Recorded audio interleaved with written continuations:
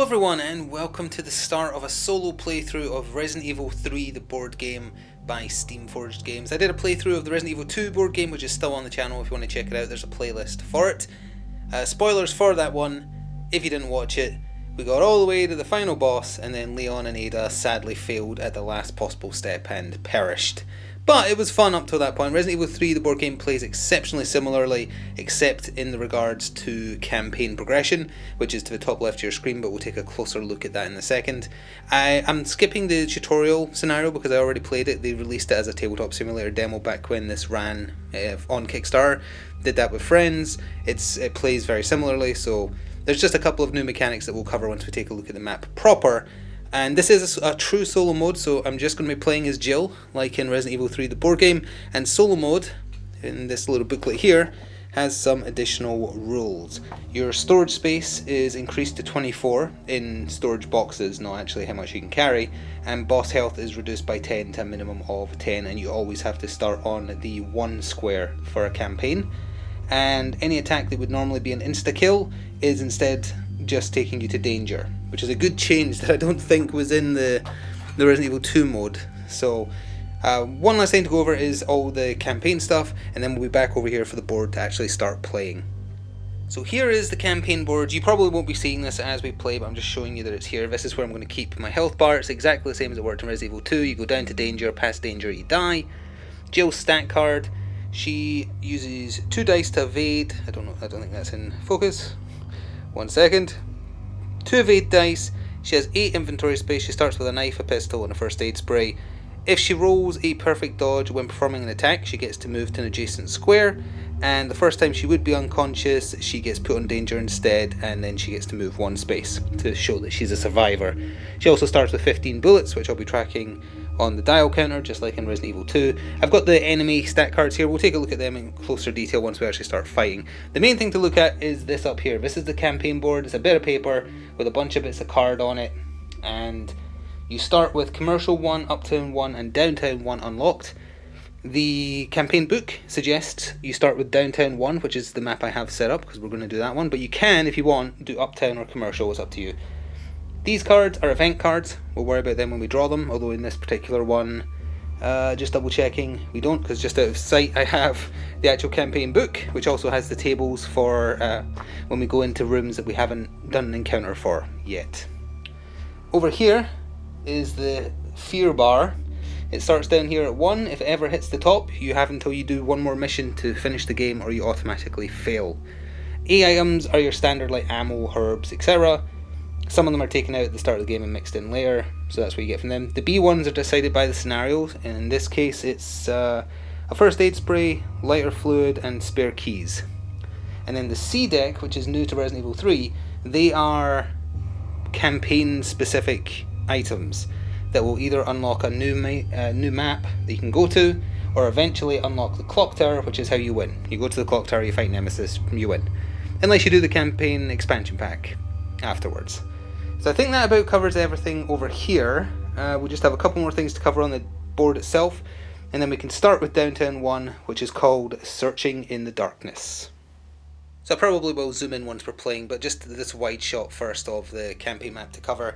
This is the tension deck. There is a space for it over there, but because I want to prove that I'm actually drawing the cards for real, I want it on camera, so it's nearer the camera. So I'm putting it down here just so that you can just see at the end of every one of Jill's turns we'll be drawing one of these cards. Hopefully they'll be all clears, but some of them are not. There's new icons for A, B, and C items, which make them stand out a bit better, which I like. Blue is A, orange is B's, of which there's 1, 2, 3, and then the C items are green, and there's only 1 on the map. As far as new icons go, there's set zombies and 1 doggle already set up, but for the rooms where there's no enemies, you roll on a table, and they've added these new icons that you put on the board to remind you of what table you're rolling on, and then once you've rolled you take them off. So like that's a yellow roll. This is actually an empty room, I think, is it? Oh yeah, this is where the second player would start, that's why it's empty. This is an orange room. There's explosive barrels. You expend 1 ammo to shoot them. They explode for 2 damage and then 1 damage to adjacent squares. There would be walls, but I decided not to put those on because otherwise it obscures too much of your vision. There's an item box there, and then the last thing to mention at the very, very top right there's this icon. And these icons appear on maps where you gain more information to get access to a new area that doesn't require items. So C items give you campaign progress, these give you more scenarios to play. So ideally, you want to get to both of them and live. So I think that about covers everything, and we're ready to get started. If you haven't seen Resident Evil 2, it's okay, we'll pick this up super fast. Characters can do 4 things in their turn. Enemies react when you miss, when you kill things. It's easy to pick up. Now, you should be able to see that at the top of the board there, Jill starts in a little room, which is actually better than how she starts the actual Resident Evil 3 game. She jumps out of her apartment as it explodes for some reason. But there's a big bunch of zombies outside, and the campaign book does tell you, like, hey, look up how explosive barrels work, because otherwise you're going to have a bad time. So it expects you to do the explosive barrel play to start the game, which is what we're going to do. Jill activates. She has 4 things you can do. I believe you can move diagonally, but you're not allowed to cut corners on door frames or walls. So that's 1 action. She opens the door for a 2nd action. She goes through for 3. And then she's going to fire 1 single bullet of the 15 she starts with. And again, I'm keeping that on this dial, which was out of focus, but trust me, it's there. So she's got 14 left. She explodes the barrel, which instantly kills the 2 zombies on that square. The zombies only have 1 health, incidentally, so it also kills him, and also kills those 2. So it's to make you feel really powerful before everything starts to go wrong when you have to actually roll dice. So that was her turn, and there's no zombies on the tile she's on now because she explodinated them all. So we just immediately go to drawing a tension card. And it is an all clear. Now, all clear cards have a bar along the bottom now. That is in relation to enemy actions, which we'll worry about more as we go. So it just rolls over to another turn because we're just playing solo mode. 1, 2, 3, 4. That's our turn again. So we draw another tension card. There's more all clears in here than anything. When the campaign starts, as you progress, nastier and nastier events are put in. So we'll move 1, and then we're going to pick up some ammo. Or item, rather. It's either going to be ammo or herbs, because there's nothing else in this deck to start with. Never mind, I stand corrected. As it turns out, there is also ink ribbons. If you're playing solo, you get 1 ink ribbon at the start of a scenario, because usually if the tension deck runs out, you automatically lose the scenario. But in this one, it has a rule called Abandoned Location. So if you run out of tension cards, you just shuffle them and start again. It's going easy on you. So this is in Jill's inventory now. And that puts her at 4 of 8, which is why there's storage containers. She has 1 action left, so she shall move 1 more. Good enough. Tension card. It's an all clear. I'm aware that's out of focus because I'm zoomed in. So when she walks into the next hallway, she will be rolling on the orange encounter table, which you roll the d6 that comes with the game for to see what happens. So she's going to open this door for 1, go through for 2, right there, and then we immediately roll to see what we're getting. That's the biohazard symbol, which is the equivalent of a 1, I believe. It's 1 zombie and 1 zombie doggo. Okay, let me go get those set up. Alright, they are set up. You put them on the biohazard symbols that are on the tiles, ideally trying to split them as best you can. So she's used 1 action to walk into that room. No, wait, yeah, she opened the door, then she walked in. So she has 2 actions left. There's a dog right in front of her. It has 1 HP. She's going to try and expend 3 ammo, putting her at 11 to shoot the dog. So we're rolling 3 blue dice. She can fire 3 times because the pistol has a rule that says you can. Each one of these dice only has a 1 in 6 chance, of actually doing damage. So let's see. So that is 2 pushes and a perfect dodge. Which, if we just take this card real quick, hopefully get it in focus. If you get that push icon, you can push the enemy back, but you have to get that symbol to actually do damage. So we can push him back 1, 2. And then because we didn't, and also because we've rolled on this table, that disappears. Because we didn't shoot the zombie and we made noise in this tile, it reacts and moves 1. And I have 1 action left. Oh, and she's allowed to make a free move because she got a perfect evade. Will she, though?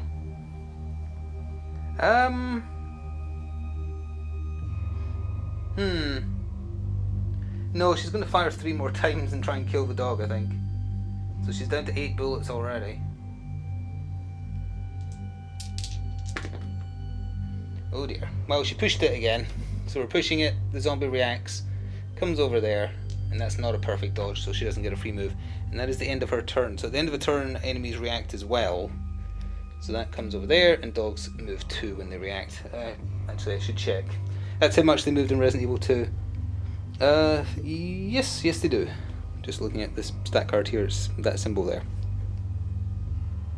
Also, this dogs ignore fire tokens when chasing you. Tension card for the end of a turn. All clear, even though it most certainly is not. So what is Jill gonna do now?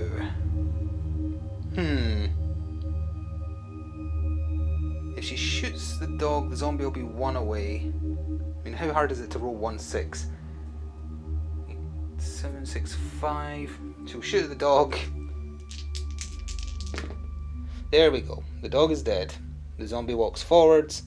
Now she could try and stab. Oh, she actually also got the perfect evade. But again, I don't think she wants to move. The zombie only has 1 health. She's only rolling 1 die with the knife. And if she fails, it'll be on her square with her. She's going to try and stab with the knife. And she actually killed it with the knife. It does 1 damage. There's the knife card, just to be clear. It also pushes and does 1 damage if you get the blood splatter. So she actually just knifed the zombie. And that was 2 actions. Her third action is going to be to open this door, but not go in yet. Her fourth action is to go forwards. Tension card. All clear. New turn. 1-2 to pick up that, and then 3-4 to come back up here, because we have to go get that map item. And she found a green herb. Would have loved it if it was ammo. Oh well. Oh, and of course we need to draw tension, I forgot. Ah, it's actually a thing. Okay, let me read this. A vicious snarl sends a shiver down your spine as you realise your foe has found you once more. Locate the tile closest to the active character where there are enemies but no characters.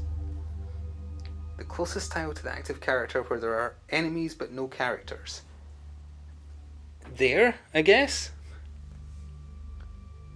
Remove the enemy on that tile. Remove the enemy on the tile with the highest threat level and place them on the character's tile on the closest biohazard symbol.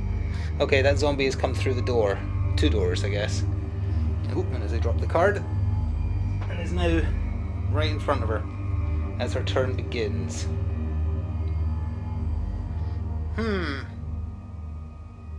She's going to ignore it.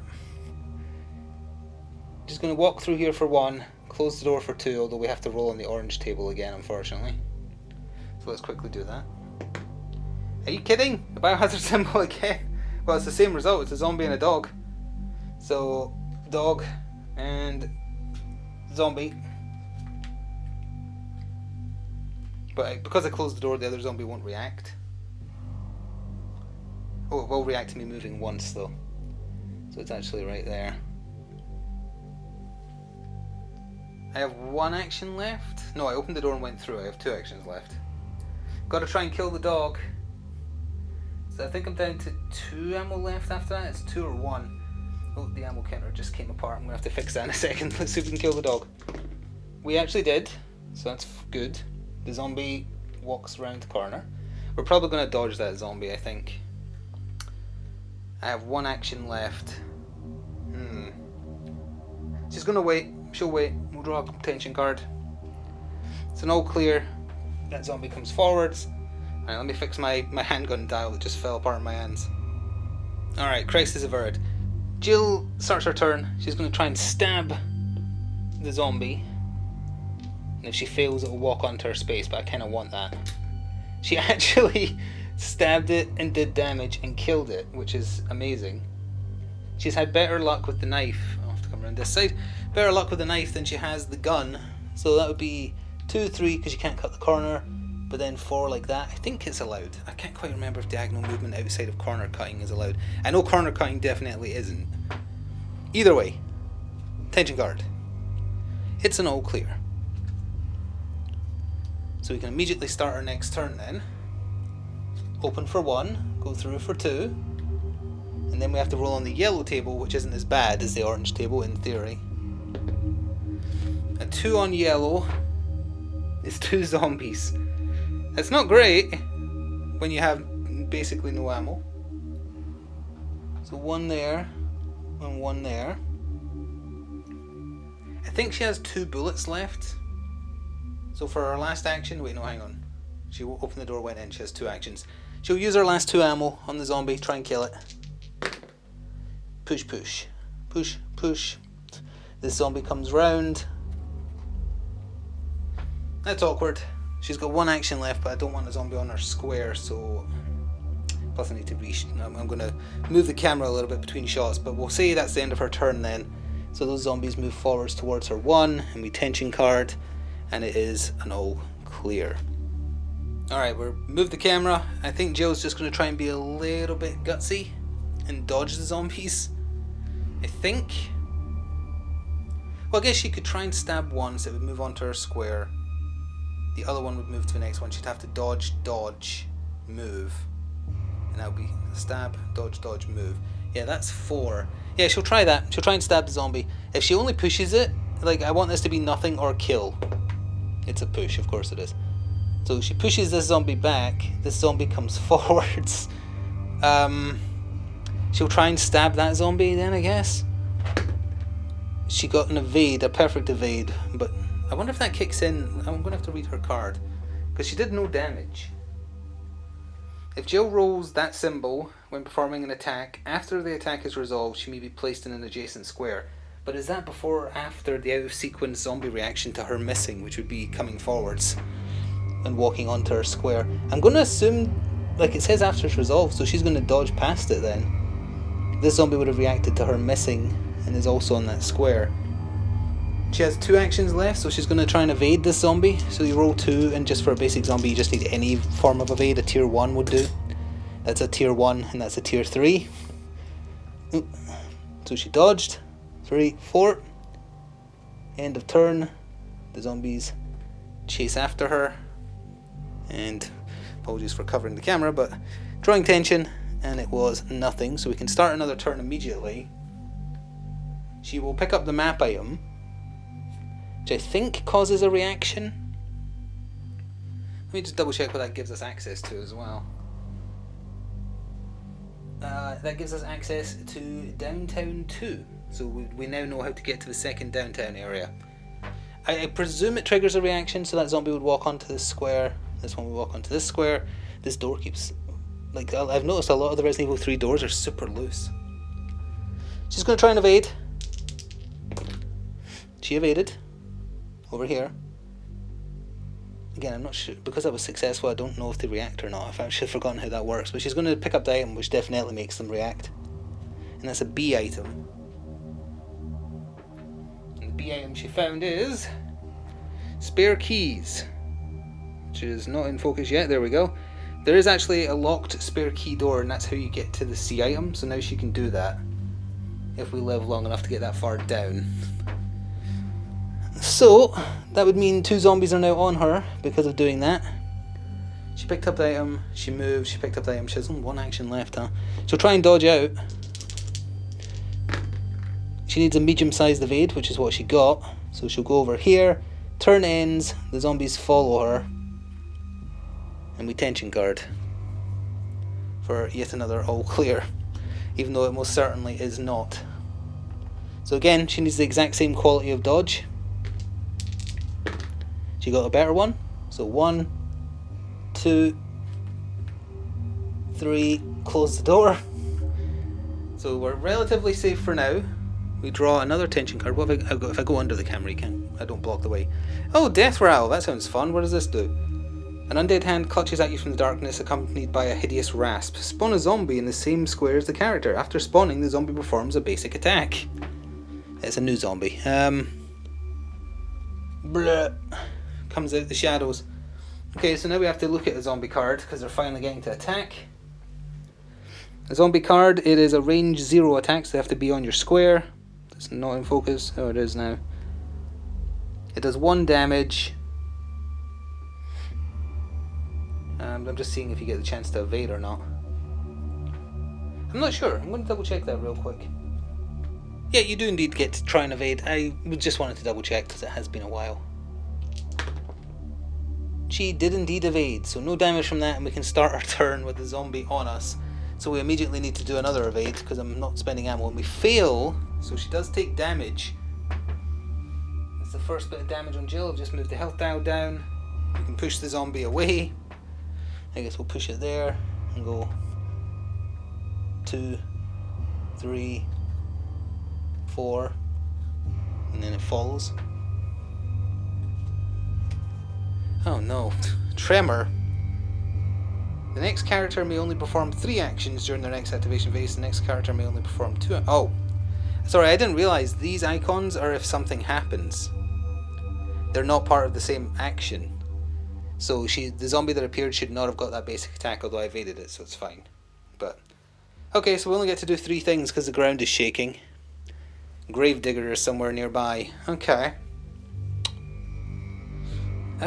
She'll try and stab. Well, hang on. If she stabs and then she opens the door, there's a zombie right there. And opening the door is an evade. She's got a herb. She'll open the door, and that immediately triggers both zombies walking onto her square. So she needs a medium evade. And she did not get it. Ouch. She'll push that zombie back. She takes 1 more damage, which I'll do in a second. Evade again. Okay, she got it that time. For 2, and then close the door for 3. So that could have gone better. And we did get another all clear drawn for that. Alright, move the camera again. New turn. Jill is immediately expending her green herb to heal for 1. And to clear some inventory space, so that is gone. It'll be shuffled back in at the end of the game. So she's back up to 1 away from full health. That counts as an action, so she only has 3 again, technically. 1, 2, 3. None of the zombies react because all those doors are closed. We draw a card, and it's an all clear. So we can immediately jump into another turn. She doesn't need to go to the item box. She has the key to go down to this door here. So I say we just go for it. Although, if I go into the next room, she might be able to get some ammo.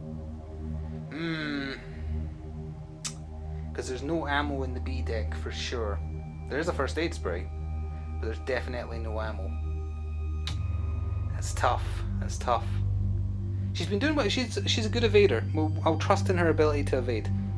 So we'll just go 1, 2, 3 and open door, but do not go through. Let's open it this way actually, so it'll be easier to see where she's going.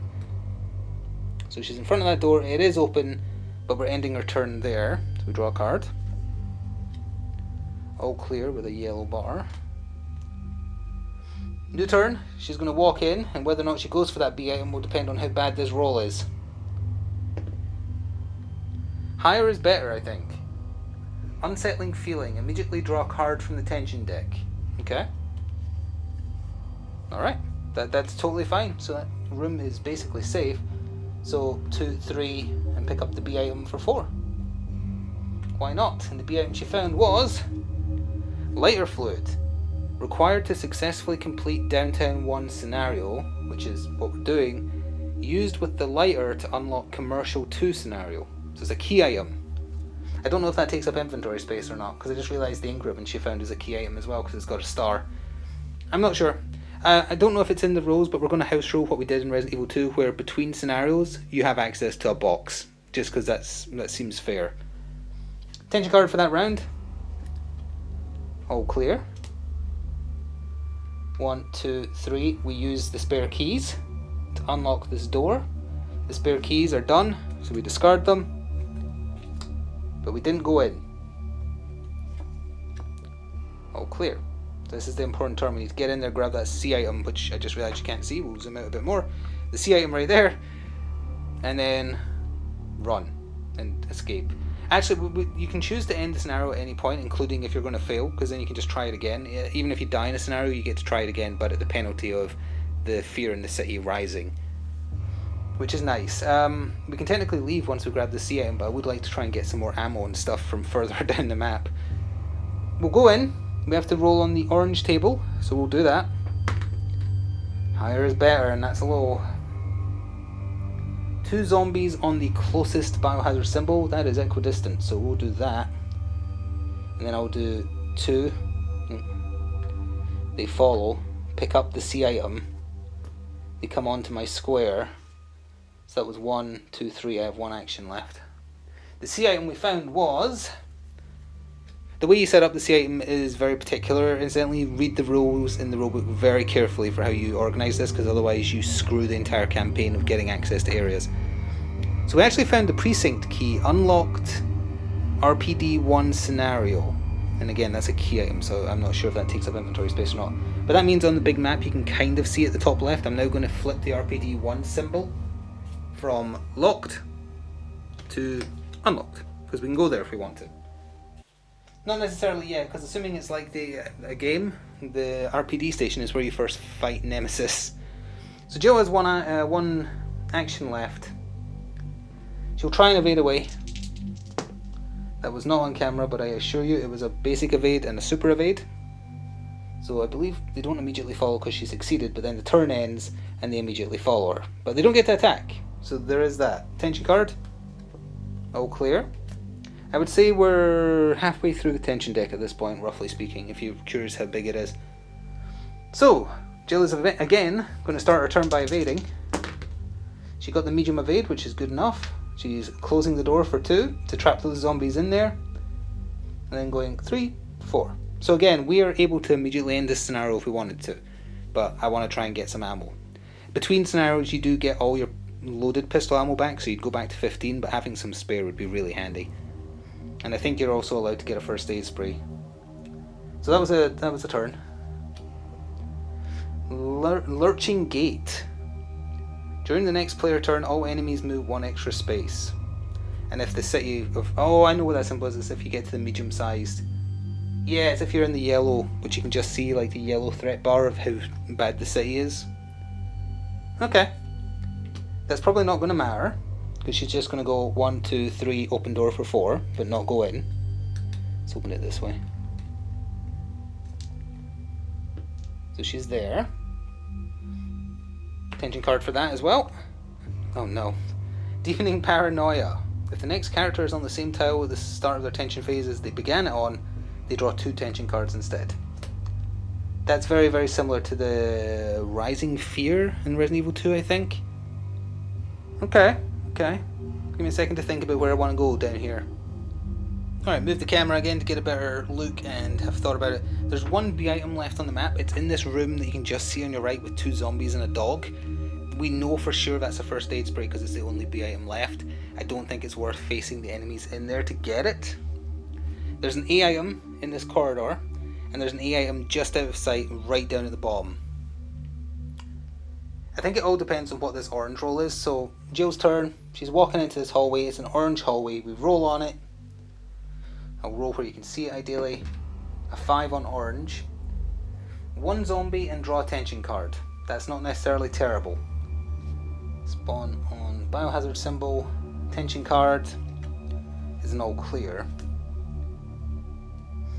She'll try and stab it. Nope, she got a perfect evade though. So again, this is a bit weird with the way order of operations, because it would react to her attacking her by moving onto the tile, but does then her ability kick in so she could dodge past it? I'm going to take it as yes, because Jill is very agile in Resident Evil 3. So that was 2, 3, and she's picking up the item for 4. So the zombie is going to walk onto her square, and it is going to attack her now that the turn is over. But what did we find? Please be ammo. It's a green herb. That hurts. I wanted ammo. Okay, well, we need to avoid the zombie bite. We do. And we need tension. All clear. Even though it most certainly is not. Oh yeah, and this square has been covered. We can definitely go for that other item. So she's going to try and evade away. She does, because it's a single zombie. So 1, and then 2, 3, 4. 3, 4. He's following. She's behind that door, trust me. All clear. Now she opens the door. This room is safe because this is where a second player would have started. She'll open the door for 1. The zombie walks onto her square as a reaction. She's going to dodge away. She does not, so she gets bit. She pushes it then, goes through and closes the door. So she's down to caution. She's got 3 health left. Tension card. All clear. We're almost done, so I don't think she needs to heal because she's going to heal between missions.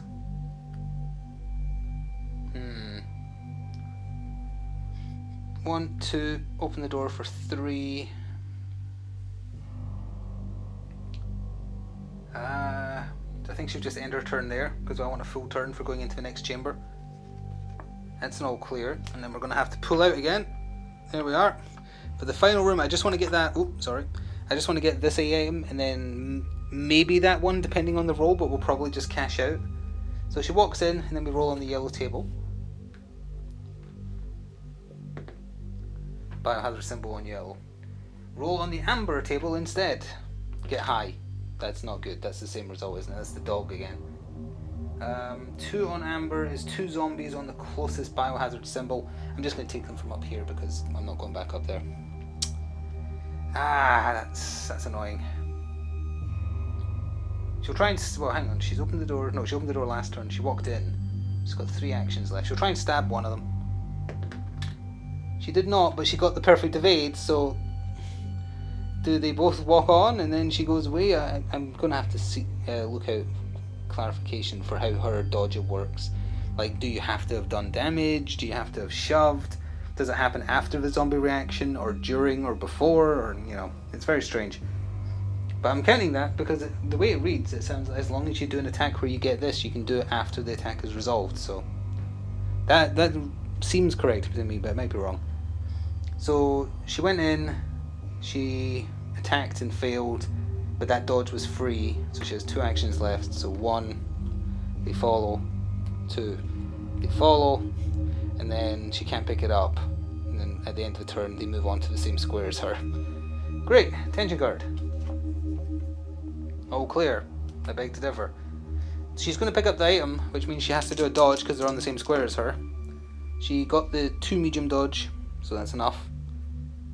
And then I think I'm allowed to just say, hey, I'm done at this point. Like, there's no exit to get to. She found a red herb, which I can combine with the green herb at least. So they only take up 1 inventory space.